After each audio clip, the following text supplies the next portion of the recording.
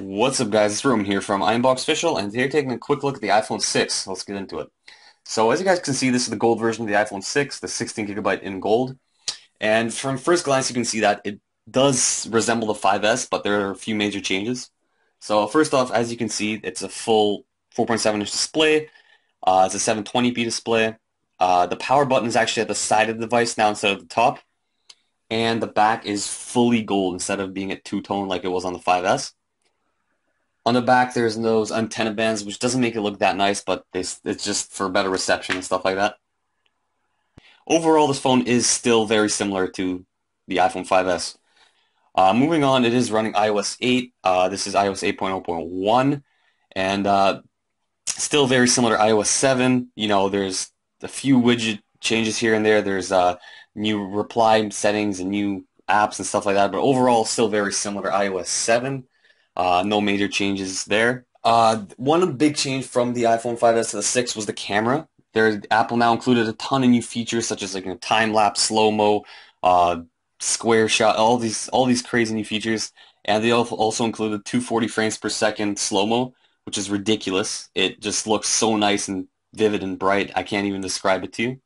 Also, the thing is, it's still running an 8 megapixel rear camera, so it's not the best megapixel wise, but it does shoot really well. It's also got 1080p video recording. Moving on, as I said before, it's a 4.7-inch 720p display. It's not the 1080p display like the 6 Plus, but it's still very nice. You know, it's very similar to the 6 Plus display. A little bit worse, but you still can't see any pixelation at all anyway, so it doesn't really matter. Unless you're looking in direct sunlight, then you can see some pixels. But overall, pretty much, no, they all look really nice. But as you can see, the text and everything looks very sharp and vivid. You can't really, as I said before, there's no pixelation. There's no problem reading it or whatever. It does look really nice, and I definitely recommend. What's probably one of the best screens out there right now on a phone. And as I said before, this phone is a 720p display. It's not the 6 Plus, which has a 1080p display, so it's not as great, but it still gets the job done, you know.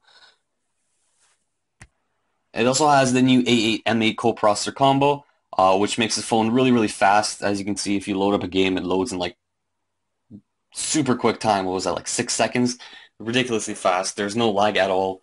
Even though it's still a dual-core processor, it doesn't really matter. The lag is pretty much non-existent. It's just that fast. It also comes with, I believe, 1 GB of RAM, which is still, it's not the best.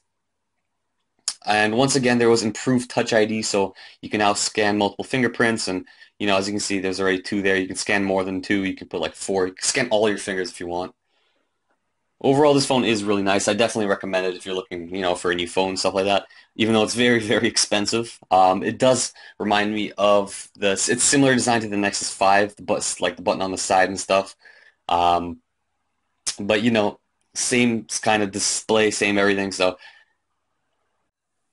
And if you guys enjoyed the video, don't forget to leave a like, subscribe, and I'll see you guys later.